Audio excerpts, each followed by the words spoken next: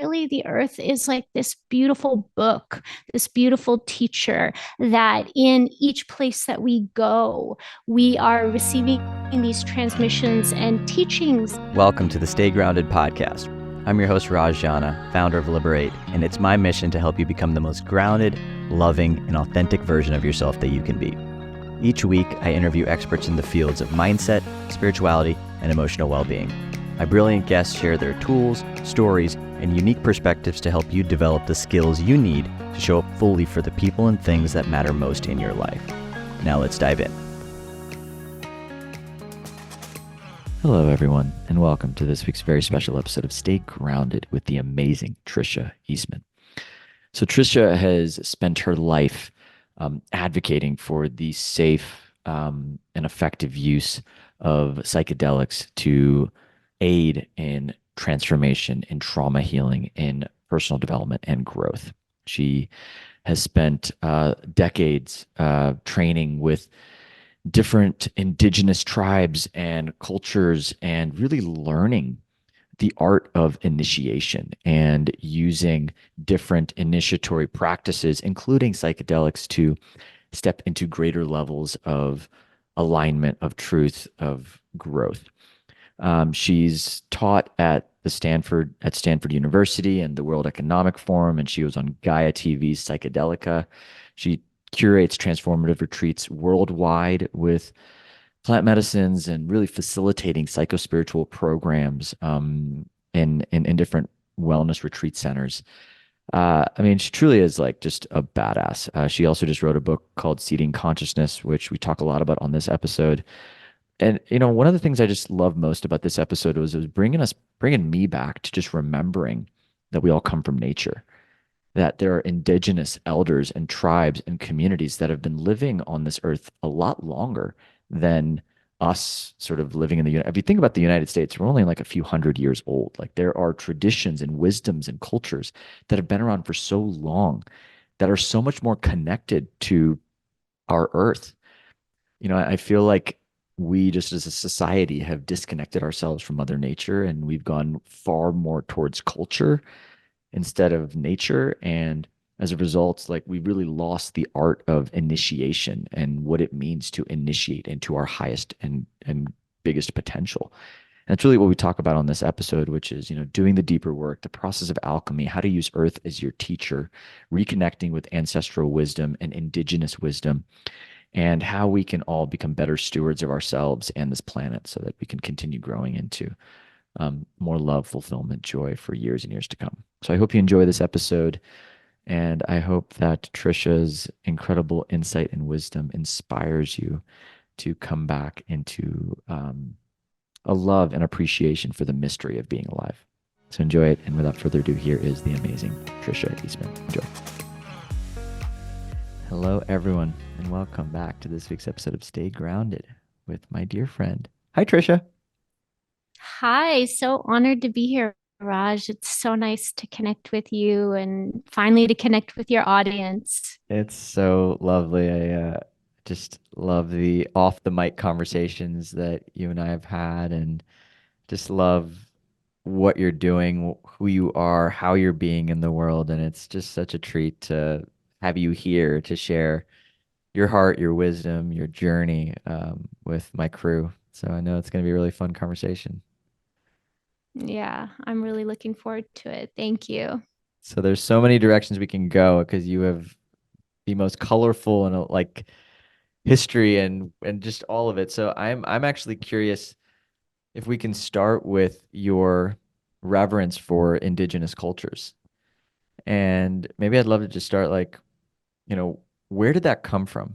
And why is that such a central theme in your work, your book, your life? Like it just feels like you carry such a deep reverence for indigenous wisdom, and I'm really curious to know where that comes from and why you feel like that's such a big part of your life. My family, my mother's side of the family is from Mexico, from Oaxaca and Jalisco. And, I actually on my father's side of the family, his mother also is an immigrant from Canada. So both sides of my family came to the US very poor. And I carry a lot of the ancestral trauma of my family lineages. And I realized over time the breaking point where I became separated from that and kind of traced back my roots to Mexico. And in getting connected to my ancestral roots and to the medicine, really started to discover truth in life.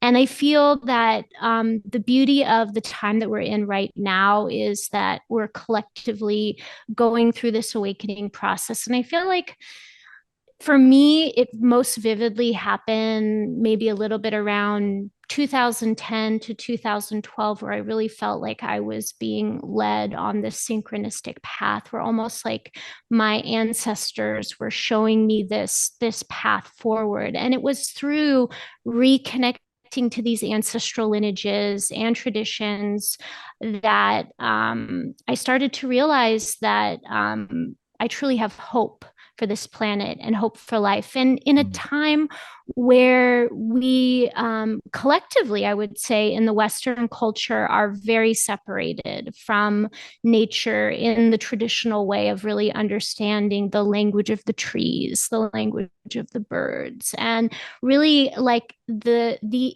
immense mystery and intelligence of nature that just I am so in awe. And the deeper that I go into that journey, which I am just a baby in the sense of entering like my first decade in this work, being in service to the medicine as a medicine woman, working with Bwiti, working with Iboga.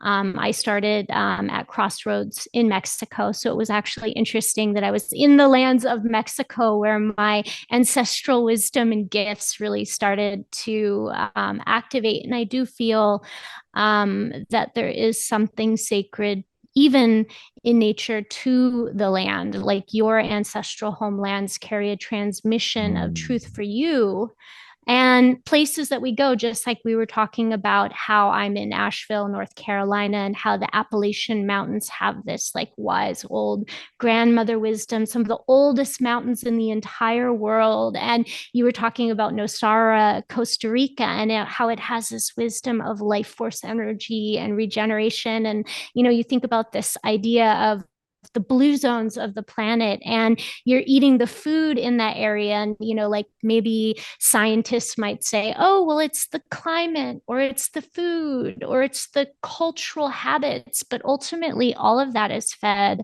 by nature and by Mm. the land. So there's something sacred in that nature that's essentially like a battery for human life. And so I would say that really what connected me back and why I have such a respect and reverence to these traditions is that I learned that the intelligence is within us and it's all in how deep we go.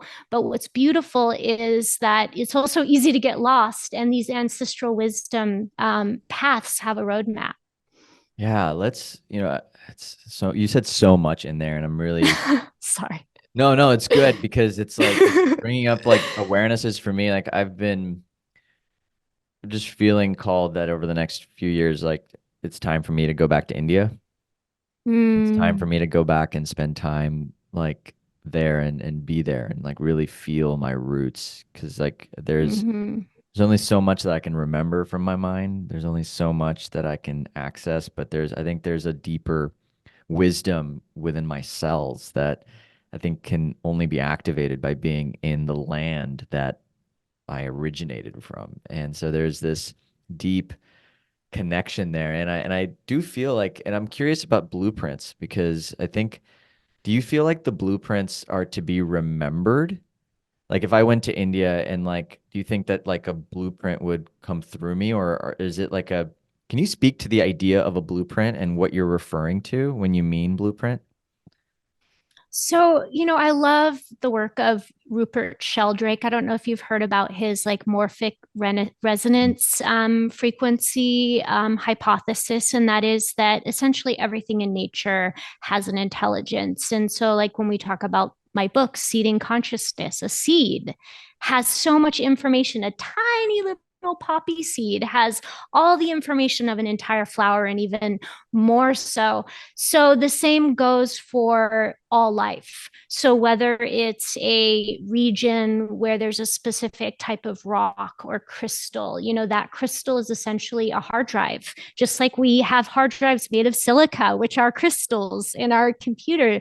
And this organic intelligence essentially permeates all life. And there's something about when we step away from that intelligence that sometimes we can lose connections to parts of ourselves. So, in this act of like reclaiming our soul, healing our ancestral trauma, and reclaiming our power, going into these places, we're essentially receiving a organic transmission that is coming deep from the earth, from the nature, from the flora, from the fauna, even from the unique croaking of the frogs of that region, which is completely unique to that place. That is all essentially restoring something in your memory bank, something encoded in your epigenetics, which we're now even finding from psychedelic research that psychedelics are changing the epigenetic code. So why couldn't the plants and the frogs and the flora and the fauna do the same? It's so fascinating. Like I was actually just having a conversation with a friend of mine who recently picked up the harmonium, which is an Indian Oh, instrument. It's beautiful and it's played in kirtans and it's a very unique like melody when you hear it. It's not like mm-hmm. any other instrument. And we were Yeah. hypothesizing on like what if, the people in India who where it's where the harmonium originated from, like what if they're actually like what they're hearing in that land is actually coded Uh, into the instruments that they play. So like it's like there when you hear certain instruments, like it hits those notes within you, which is why I think music is so powerful. Sound is so healing because it really like there's certain songs, certain melodies that I hear and I actually feel a transmission coming through. And I guess like so in this work of awakening to these parts of ourselves, like what role do all these different blueprints or tools play? Like there's sound, and then there's depending on which culture you go to, which indigenous tradition you go to, they'll have their tool, whether it's mm-hmm. meditation or whether it's the breath or whether it's psychedelics or whether it's the yoga of relationship. I mean, there's so many different pathways. How does one come back to the one that's best for them, and how do they choose in a world where there's so much to choose from? Mm. It's interesting. I love how you look at that. And I think about, interestingly, like the history of ancient Egypt and the mapping of the sacred sites, and how each of the sacred sites essentially maps an acupuncture point on the planet. So, like if you think of your physical body, within your physical body, there's vast old ancient ancestral systems that talk about how each of our systems essentially connect with different stars, connect with different elements of the earth, with different organs in the body. And when I think about the idea of place, I think about the place that you go is connected to a specific archetypal energy. And inside of us, the amalgamation of everything we are is this vast jewel of all of these planetary elements, creating different layers within Mm-hmm. us. And so within you, Raj, you may have, you may look at it from the lens of Western astrology, which might be your sun sign. Like for me, I'm a Scorpio. And, looking at my moon sign, which is Cancer, or my rising, which is Leo.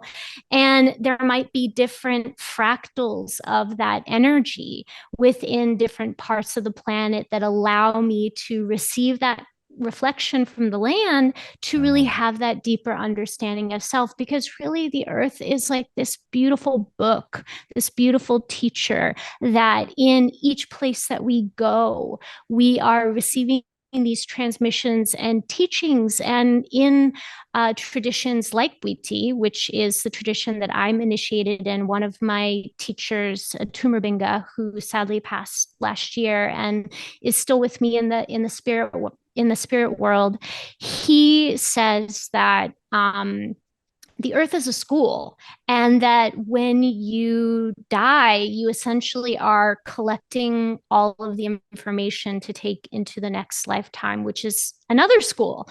And the more conscious we are, the more awareness we have, we're able to kind of travel between those different lifetimes. And really, the reason why Bwiti, if you look at Gabon, where Bwiti is and where the plant iboga grows, which is in equatorial Africa. It's a place that it's very primitive. Like, you'll see villages with wooden shacks, and there, except for the major city, the major capital city, Libra, there isn't a lot of technology, and people aren't really like looking at technology. And the reason for that is that in this system of Bwiti, which is the most popular belief system, and it's something that you're initiated into, it's an initiatory rite.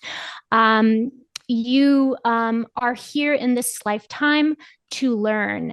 And so, if your top value in your life is to know what your soul's purpose is and to take and get as much out of that lifetime in terms of your learning as possible, you're not necessarily looking externally to buy Mercedes and Rolex watches and even other material things, like the American dream. You're more looking at like, what is going to allow me to learn and grow the most spiritually in this lifetime. Tricia, why did you write your book now? I would say this is a very interesting story. So I actually was received a set of instructions in 2018. At the end of the year, I was in Okala village, which is my Bwiti father who passed village in right outside of Libreville and Gabon. And in this particular initiation, which there's a lot of things you can't talk about in initiation, but I can share that you are in a chamber, kind of like the chambers in the Great Pyramid, which is how, in Egypt, a lot of the initiations took place. You're in this chamber for 7 days. And in that period of time, in the 7 days, one of the days you receive the sacrament of Iboga, but you don't know when. And so it's this interesting thing Wow. of being in darkness, not complete darkness because you have candlelight, but you essentially are with yourself. You're with your own shadow, and there's no, cell phones or external stimulus. You're not interacting with anybody, and you are allowed to eat, and you have like in this particular chamber, not all chambers are set up in the same way, but in this particular chamber, there was a little small kitchen attached to the side with a bathroom, and you have your dinner and your breakfast. So essentially, while I was in that chamber, I got the entire transmission of the book. And I Wow. was told, this is your homework. Now write this book. So, interestingly, this book is kind of a setup of the basic things that I would say we need now moving forward, whether you're on a spiritual path using psychedelics or whether you're on a spiritual path where you're using other things to get to altered states of consciousness, such as breath work or meditation or sound healing. But the idea behind it is really to set an idea and an understanding of what that framework looks like, because there really hasn't been anything that I've seen in our culture. And as we're very quickly moving into a psychedelic renaissance, there's a lot of things happening, but Yeah. I would say that because there aren't really a lot of great frameworks for understanding how you truly initiate a soul. And I'm not saying from the sense of like these initiatory rites, because I would say that this is a whole nother level of initiation when you go to Gabon, Yeah. or you do an initiation in an initiatic rite. But there is something to this process of how we purify ourselves to have a mystical experience. And it's not about having an attachment of a mystical experience, but it is that in order to increase the odds of having a mystical experience, if you do these things, then it sets that framework into place. Interesting. I love that you're bringing it back to the framework because I do feel like the mind needs a framework in order to feel safe in some ways. It's like in Yeah, order to truly let go, there needs to be structure to the sort of like the nature of surrender, which is what I've experienced plant medicines to evoke in me. And yeah, and I appreciate I think there's something really beautiful about the word initiation because to me, like an initiation can be a breakup. An initiation can be something challenging that you're going through in yeah, your life. Like each of these things are there to purify you. And yeah, in those moments, you could either lean in and lean on tools like the ones we're discussing here, or yeah. you can fall deeper into the abyss. And I think that's what's so brilliant about what I'm hearing the book, um, and and the way you're teaching it. So, what is the framework? Like, if you is it a framework to go from initiation to can you walk through some of the steps just so I can even paint a picture of like what does it mean to have a framework when you're engaging with tools to help you see more of yourself? Yeah, I mean, there's two sides of it because, like, on one side of it, the more that you talk about something, the more that it can kind of set up expectations. And so the idea is that these are the things that will kind of, in essence, increase the chances of having a successful initiation. And so when you look at it, it starts off with understanding that the spiritual growth process is about leaning into the shadow. The way that we get our gifts is that we have to lead into the shadow. And that's what the process of alchemy is. And when you understand, and this is what I talk about in the first chapter of the book, is this process of alchemy. But when you understand this process of alchemy and how it works, it gives you so much power in the sense that, a lot of times, and this is from my experience, and, over the last nearly decade, I've worked with over 1,500 people, and most people come in because they want to end suffering. They're depressed, they have trauma, they have something, but they don't want to feel the suffering anymore. And so they think that this is something that is going to end that suffering. And the truth is, it's not going to end your suffering. It's going to help you to be more resilient to the things that happen. It's going to help you to not be reactive so that you're not digging a deeper hole for yourself. And so I would say, like, that, without giving away too much, is kind of the beginning piece of it, is understanding that. And then the second phase is understanding, really what the ego is. How it works, and where that egoic programming comes from. And I think the more awareness we can have of, hey, that's my ego talking, or that's my trigger from my ego, that we can really hear when our ego's talking and when our soul's talking. And really, in Bwiti, and this is moving into the third chapter, in Bwiti, the most important part of initiation is meeting your soul and learning the name of your soul, which is something that you Mm. keep for yourself. You use it only in ceremony.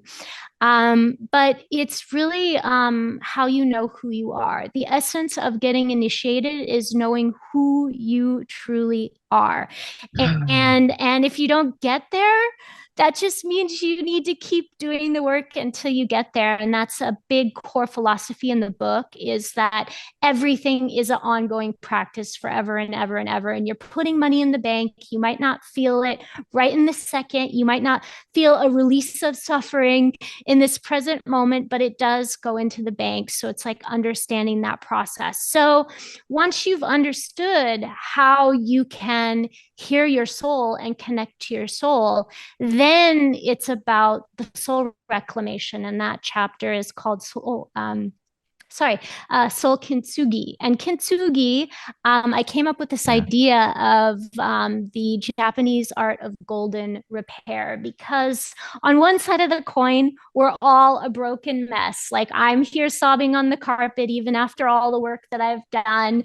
When certain things happen, and we all go through these cycles. Where we're either like superheroes and we're like on it and we're feeling good about ourselves, and then we fall on our face or something happens or triggers happen, and being able to really have that deep connection to our soul kind of prevents that from happening because the way that I live and everything that I do, and I feel like I've been able to create some really incredible things since this process, and that's what it's all about, which is including building my retreat center in the Azores, which I'm really, really like happy and proud and just like such in the sense of like being able to be a conduit for that Yeah. and just other creative projects that have come through. But that really has come from that like essence of being able to truly have that deep connection to your soul. And then also to move out that shadow stuff, which is all the stuff that gets in the way, which is the ego of like, I'm not good enough. My work is shit. And hey, when I was writing my book, that voice was louder than ever. I had never written a book before, and it really was confronting because it was a very vulnerable place to be. I mean, like, and I just want to touch on that for a second because I feel like when you get the call Mm-hmm. and you're working the world to bring that to form is in some ways an initiation. Oh, Like yeah. I mean, like for me at least, like, I got the ping for Liberate almost 2.5 years ago, and it has been a pure purging of the Mm-hmm. parts of me. It's been a dying. I've had many deaths in some ways of like the idea of Raj, of what he is and who he is and how he shows up and how he serves, what he's here to do. I mean, like every version of what I thought I was has been shattered. And what's left is, I would say, the purest version of me that has ever existed. And I feel like these initiations can be such profound. I love you use the word alchemy because I think Mm-hmm. that really captures this process where you're taking, you know, what is alchemy is taking what metal into gold? Is that the process of transfer of? So it's the process of transformation, and the base part of it is really, I mean, there's the alchemy in itself is such a complex topic because Yeah. it's so deep in symbolism and it's really about the essence of the entire cosmos. And so, but in the basic form, you're Just starting with that, just that. just the entire cosmos. But and the true alchemists spoke in code, so you had to really meditate and understand like the ancient Oh, works, which wow. I've studied some of them, and I feel like I still have so much to learn. But it was all very symbolic, and so it's like the more deep that you go in your understanding of yourself, the more that you're able to really grasp and understand these concepts. Because the Totally. philosopher's stone ultimately is yourself. You're making this essence, this elixir of life, but really you're also making yourself at the same time. And the more pure you are, the more pure the elixir is. But it starts with the nigredo, which is the lead, and the nigredo is the shadow material. See, the shadow material is your gift. Everything that is your shadow, everything that is your darkness is actually truly your gold. Because like when you think about how oil runs cars, like the Negredo is like your gasoline for your journey. If you don't have gasoline, your car's not going anywhere. Can you just explain that concept for anybody who might be listening? I actually get a lot of questions about like what is shadow work and Mm-hmm. just in that, like, because I love the way you just described like all of your gifts are your shadow. But if there's trauma in your shadow, if there's beliefs that you're not worthy in your shadow, if there's also that back there, like how can those things be your power and your gift? Can you explain that or at least speak to it? Yeah. So essentially, think of it like you have this inheritance. And in that inheritance, you essentially have to pull from it. But if you, it was already like convert it into gold, you would just probably spend it on something stupid, but you need it for very specific things. So it's been very intelligently designed so that essentially you're able to transform this substance into this negredo, into the gold that you need as the power to get you into the next part of the journey. And the gold truly is our life force energy, our chi, which is the Kundalini energy. In Bwiti, in one of the initiations I've studied the most, traditions I've studied the most deep in Bwiti Fang, it's called Mumbayano. And Mumbayano is the soul. And it is believed in this tradition, your soul is actually your Kundalini. So it's not like this Mm. static thing, but it's like this ever changing thing that is this amalgamation of all these different archetypes that make up who you are. And that's my translation of it from, three different initiations in that lineage. Some other people might articulate it in a different way, but that's kind of how I explain it. And the way that you take this negredo and you turn it into the creative life force energy, which is what is going to power this creative initiation for you, being liberate, being one of these initiations, is through the process of going inward and contemplation. So Mm. really, like, there is no real spiritual work. I mean, there are things that come up, and in coming up, it's like more about the acceptance of them, which Yeah. might be that you're releasing grief or you're releasing anger or whatever it is. But it's an automatic process. So it's really actually you putting your focus and intention on inward direction that starts the process of the negredo turning into gold. And so that powers the Kundalini energy. It starts digesting. And then, interestingly, within this Kundalini, within these chakras, we have all these little kind of crystals, trauma crystals stored, which are like literally somatically stored in our body. And when that Kundalini gets activated, whether you choose the initiation of a business venture or you take a psychedelic or you do holotropic breath work, but essentially those crystals are almost like, I love, like, you think about the old Drano commercials on TV with the clear pipe, and then Yeah. there'd be Yeah. like Yeah. a Yeah. hairball in the Yeah. middle. And it's like the Kundalini comes up and then it like runs into the hairball. So when it runs into that, whatever that is, like, the fire of that gold energy, of that light energy, that prana, that life force essentially hits that. And then your job is to just be like the Pac-Man and eat it. And that eating it might be crying, processing, screaming, laughing, whatever, things are coming up along the way. Well, it's like, and that's what's so great about when I think of quote unquote healing, right? Like, Mm-hmm. I traditionally really actually don't love the word healing because to heal means that it implies that there's something to be fixed. But I Yeah. like to shift that into like all the words you just mentioned: crying, shaking, Yeah. moving, expressing, Yeah. apologizing, surrendering. These are all words that can be synonymous with healing. They can be Yeah. synonymous with this process of letting go, this process of alchemy, this process of taking this dense matter and alchemizing it into gold. I mean, like how many times, I mean, I'm just even speaking to myself, like today, actually, like I had a deep cry about something that was just Oh. sitting in my chest. I had like just this grief that I don't, and it was just there. And I was resisting feeling it. And then I Mm. cried and I cried and I cried and I cried. And on the other side, I actually felt the difference, the change, the shift. Yeah. And that right there, in some ways, is a beautiful example of alchemy, a very simple one that Mm-hmm. is accessible to all of us. But I guess a question for you is, what about, I guess, the fear of going into the shadow? And can you speak to maybe that resistance that shows up? Like, what is the resistance? And if we know this is so good for us, why are we so resistant to going into it? And where does that fear come from? And how do you work with that as you're engaging in initiatory practices?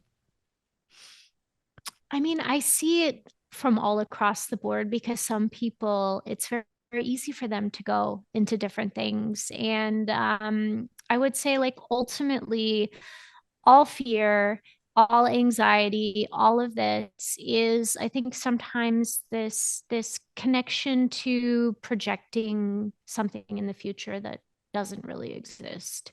It's like, I think this is going to happen. And that's why I really think having a mystical experience is important when you're ready, of course, because it can also be very disruptive in certain areas of your life, depending on what kind of life you're living.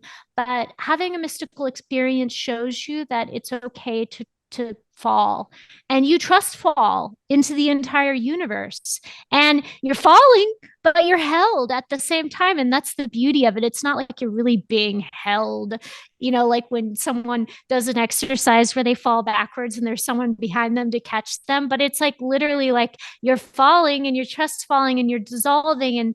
And ultimately, all fear, I feel, is rooted in the fear of death. And the fear of death really is rooted in our disconnection from nature, because everything's dying all the time. And in our society, we don't celebrate death, we don't have rituals around death. One of the meditations in my book, which is on this chapter on death, which is all about ego death, really, takes you through this idea of dying and death. So you go through the scariest part, but then on the other side of it, you're met with your ancestors, your guides.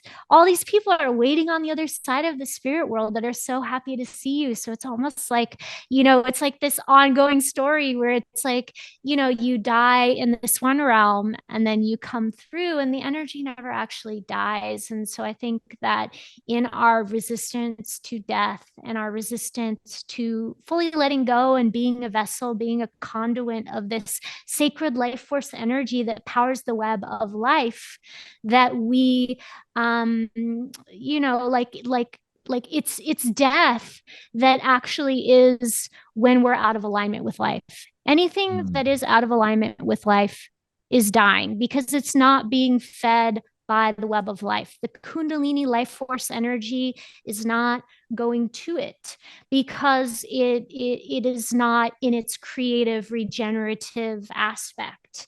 And that is just the cycle of life and how creation happens. But that doesn't mean that that energy isn't becoming something else. Everything is always becoming. Yeah, we just might not like what it's becoming. And we might have an Yeah. attachment to what we want it to look like, or we might have an expectation about what we're supposed to be doing. But there's a profound medicine in the letting go. That's been my medicine, at least over the last 6 months, and like really Yeah. tuning into just letting go of timelines, letting go of expectations, letting go of attachments to outcomes, letting go of just my how I look, how I think. It's like just and it's been a beautiful process because it's almost like the more you practice dying, the better you get at it. But it's not even that you get Yeah. better at dying, you just soften into it. Like there's a Yes. softening. And that's actually coming back to Asheville. Like one of my favorite parts of Asheville is like it is that softening. Like it feels like Mm-hmm. a very soft and slow. And like I said, like the mountains are sinking, like they are dying mountains, right? Like they're very Mm-hmm. different than the Rockies where they're like, going upwards, like very like it's a different Yeah. frequency. And to really like even sink into that, like I do feel like our resistance to dying creates all of our suffering. Yeah. And when you think about mental health crisis, like we spend so much time running from the one thing that cannot be run from, and then we wonder why we're going crazy. Exactly. And the reality is that because of this fear of death, we want to be in control. And we Mm. want to control things, and we want to surround ourselves with things that make us feel safe, such as material things. And the reality is, you're not in control, and you'll never be in control. And so, the more that we can do this work to realize that, the more that we can soften into well, I guess I'm not really in charge, so I better just listen and get the instructions because, it's the people that are in the right place at the right time that are getting that life force energy from the web of life, which is what's infusing their creativity, where they're having more flow, more synchronicity, more bliss. But you got to clear the shadow stuff. You got to clear that fear of death. And it's not something where, oh, I addressed that one time and it's gone forever. It is going to come up in different pieces and different Yeah. echoes of your life, and it's like layers of a gobstopper, like the different layers of getting down to the core of who you are, of who you truly are, your truth. And the biggest gift you can ever experience in your entire life is giving that to yourself. Oh my God, you're so because that and I think that's been the most powerful part of, I guess, initiation. I feel Mm, like now when I have a challenge or something come up in my life, whether it's a challenge that I personally evoked through whether it's a medicine journey or an initiation that was mm-hmm, like personally evoked, or it was something that I didn't ask for. Like it's this thing that showed up in my life and it's like hitting me, or it's a pursuit of mission. I've come to now appreciate those initiations because I've mm, seen what happens on the other side of them. Like once you go through the full alchemical process, like who you are on the other side. Yes, I was kicking and screaming throughout the whole thing. And like I wouldn't change a thing about who I am today. And if I'm grateful for who I am today, I have to love all of the initiations that helped me become this. yeah, And gives a lot of hope for any future initiations that I might have, which feels like a way to remove and change your relationship to the suffering. Because yeah. it's not like we're ever going to walk through life unscathed. Like that's a fallacy. And so shifting, and that's why I'm so grateful for your, like it's almost like your book, your work, the way you are is just like shifting this relationship to initiation. Mm-hmm. And as a culture, I can't think of a more important reframe to have than to go from initiation being this thing that's happening to us to this thing that's happening through us or for us Yeah. or as us. Yeah, I mean, really for me, like I don't necessarily feel, I mean, we have to be very respectful of these ancient traditions. And I feel that when Westerners get really excited about something, everyone rushes off to Gabon or to Peru. And it actually can be culturally destructive. But what we can do is we can apply these original principles that essentially are common in these ancient traditions all over the entire planet. There are overarching principles that exist in all of them. It's not appropriating any specific culture because it's in all of these traditions, and it's like taking the essence of that. And if we can put that into our processes, whether it's working, in like a healing retreat format or doing work with psychedelics in a therapeutic setting, but essentially bringing these types of frameworks in, I feel like it will truly empower us to actually move us in a trajectory where we can emerge from this global crisis that we're in. And I, started like, when I started working in psychedelics 10 years ago, I was working at Crossroads Abigail Clinic in Mexico, and I was asked actually to work there. It wasn't something that I was seeking out, but the reason I started doing retreats with 5-MeO and working with Iboga and really studying was because I really truly got so much myself, and I really wanted to make this accessible to the world. But I realize now, 10 years in hindsight, that it's really about the container of how it's done. And it's Mm. really about this initiatic framework more than anything else. Because, I mean, people were taking psychedelics, recreationally in the 60s and 70s. And, it didn't really, I don't, well, I mean, I'm sure it did move the needle in some way, but in terms of really like shifting the trajectory of consciousness on the planet, um, I can't say that it did. I don't want to in any way sound negative towards it, but I do think we do have a great opportunity. But I also believe we don't have a lot of time.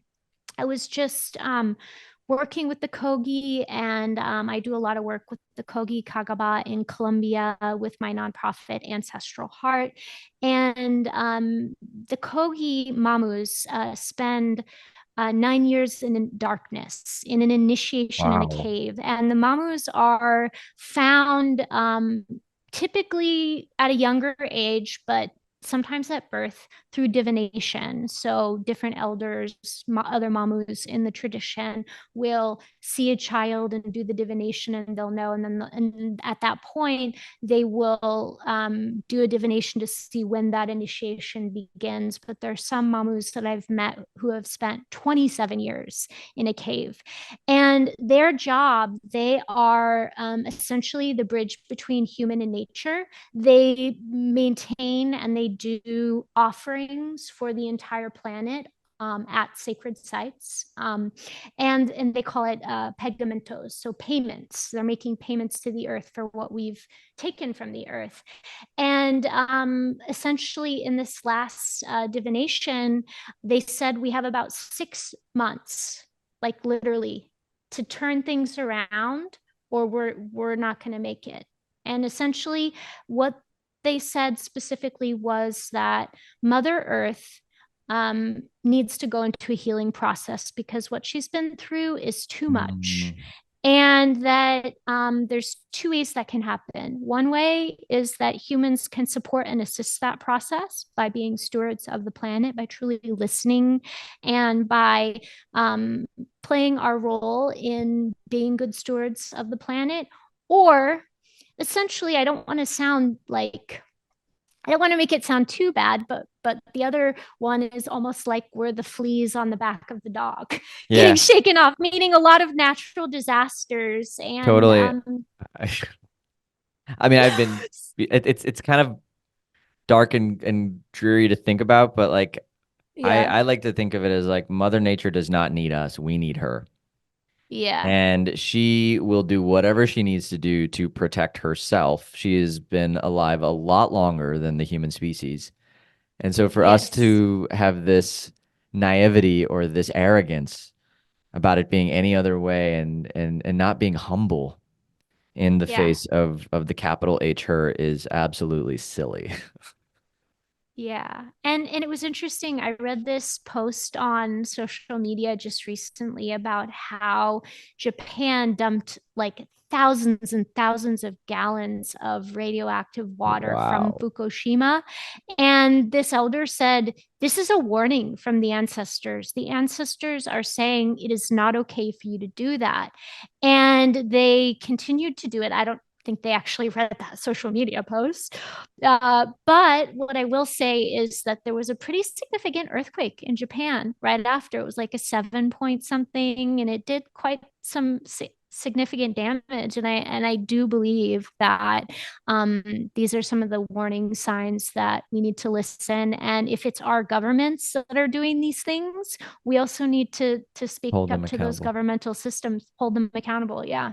Yeah. And I really feel like, and this is why I keep coming back to this idea of initiation. Like, there's no better way to wake up to the call in your heart to serve than to lean into initiation and initiatory practices to really strip away what's not you so that you can come into more of you. And Tricia, Yeah. I just like adore you. I think you're like, I knew we were going to have an amazing conversation. I didn't know where we were going to go.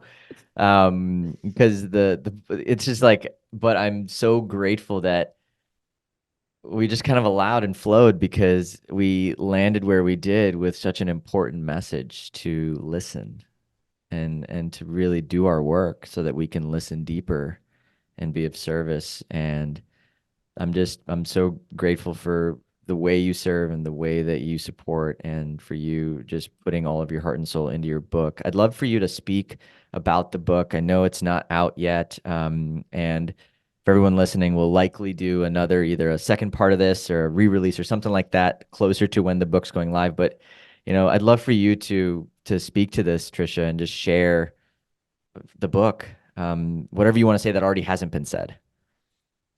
Well, I mean, I think ultimately, our life purpose here is to be creators. So when we look at all the archetypes and we look at all the different expressions of, how we can express ourselves, we are here to be creators. And the healing are the speed bumps that happen along the way to the creative process. So what's the most important thing you can do of all in this path is to get really clear on what you're here to create, and do it and move forward, even if it feels scary, even if it feels uncomfortable, and just trust and just keep listening along the way, because even if you're lost in the beginning, and one of the things I'll add to that, as a side note, is that in the Western world, we're so disconnected from the spirit world.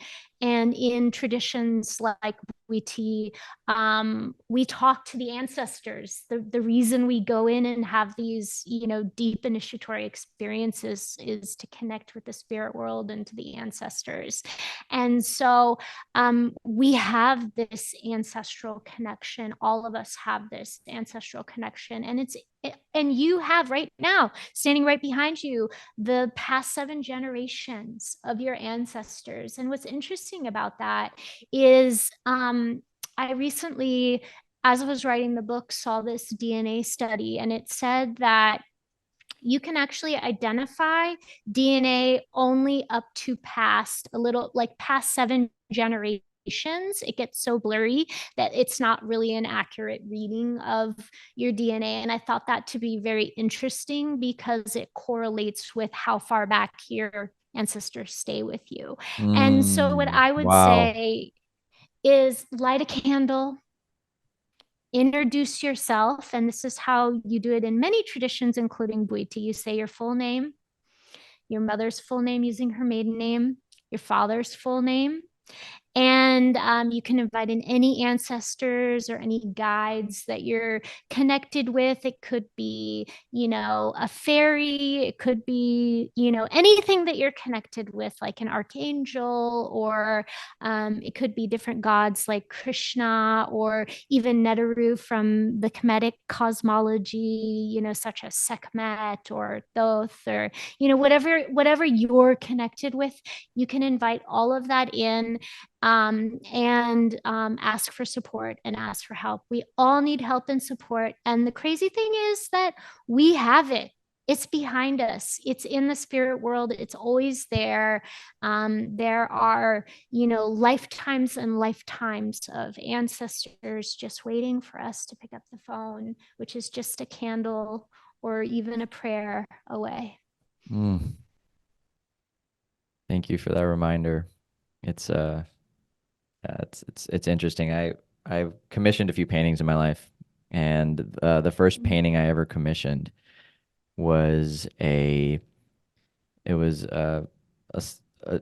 actually a transmission I got in a journey. It was like a really powerful journey of this story of a young boy who was going through a forest, and he had a crown on his head and a flashlight in the other hand, and he was trying to Mm, find his way through the forest. And every 3 or 4 steps he would take, the crown kept falling off, and wow. he'd pick up the crown, put it back on, he'd keep walking, but it kept falling. And he was like, "Why the heck is this falling? I have no idea. Why can't I just be a king?" Which was his journey at the time.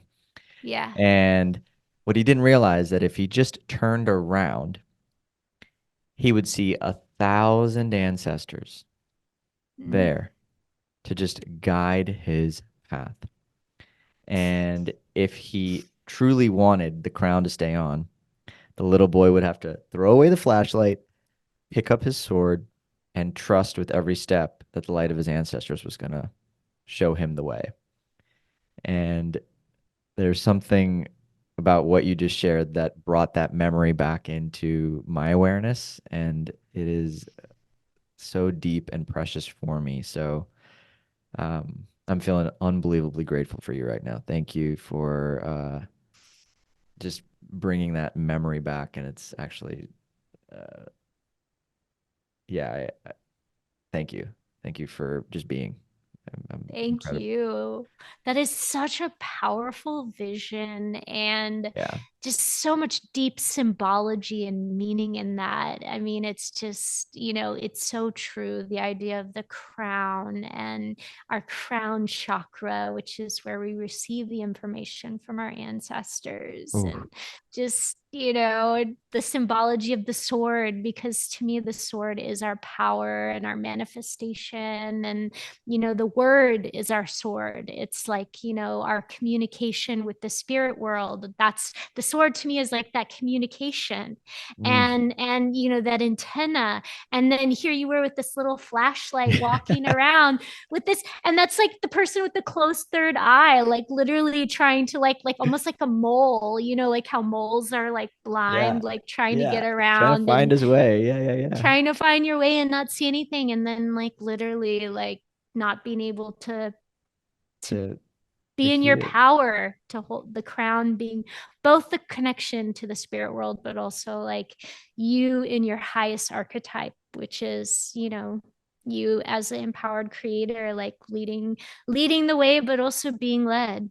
Yeah. And that was the whole point of the painting. It was the name of the painting was "I'm Not Alone," Mm, and it was really important for me at the time. And it was even bringing that to life was a form of an initiation because it was like during the painting, the artist I was working with, like we were almost done with it, and then my grandmother passed, uh, wow. and she then became an integral part of the painting, and it was such a like cosmic vortex of just unbelievable beauty, and like I couldn't even make up the script that brought that thing to life. And maybe that's part of this journey. We don't really know where we end up, but we can keep listening and surrendering and leaning in and continuing to allow, and some type of alchemical beauty will come out on the other end. Some transformation will happen. Yes. We don't know what that is, but Tricia, I just again thank you so much for just all your love and your presence here today. And I know you've got a few fans that are cheering you on from afar. And everybody, will make Tricia's book available in the show notes. If you want to pre-order a copy, go do it. It's going to be amazing. I actually I haven't gotten my copy yet, but I am so stoked and so excited for it. And yeah, I got one last question for you, Tricia. In the midst of everything you're doing, everywhere you've been and everywhere you're going, how do you stay grounded? And more importantly, what is one thing that you've continued to lean on that's helped you become a more grounded human being? Mm. I really think that being grounded is about a commitment to your daily practice. Mm, And sure. the thing, a lot of people are surprised when I say this, but I was introduced to Qigong, which is a form of Chinese tea ceremony that is something I practice every day. It's the first thing I do in the morning. It's the thing that brings me the most joy in life. I always say, if worst case scenario, which I experienced this during lockdown, even, I was stuck somewhere and all I had was my tea and all I did for eternity was serve and drink tea, I would be a happy person. And my tea, which I love, just beautiful old ancient pu'ers that taste like dirt. So that's what keeps me I grounded. love puer And too. Puer is great. yeah, it's like my happy place of all, like Oh, I every love it. day. I love it. And I love the reminder of a daily practice. I do believe that we are a product of our daily practice. And so thank you for bringing that back into our awareness. And Tricia, again, thank you for being here and for sharing your heart. And it's just been such a lovely time just getting to know you a little better. Thank you. Mhm. And please, I just want to say, um, I've said this since the very first medicine journey that, I facilitated, that the medicine starts working on you the minute you commit to it. So even pre-ordering the book, even though it's not available till November, it is a transmission and it came from Gabon. And so it will start working on you the minute that you commit to it. And I really just want to see it help others, and just really super grateful to get to share with you and be with you today. Yeah. Thank you again. And everybody, that's a wrap for this week's episode of Stay Grounded. I'm your host, Raj. This is your new friend, Tricia. And from us, stay grounded. We'll chat soon. Thanks for tuning into this week's episode of Stay Grounded. No matter where you're from or what you're going through, I hope it helps you remember just how incredible you are and have always been. If you're on a path of emotional healing or self-discovery and would like to learn how Liberate can support your journey, head to www.rajana.com/liberate. That is LIBER8 to learn more about our current group programs and one-on-one offerings. I love you guys, and I'll see you next week.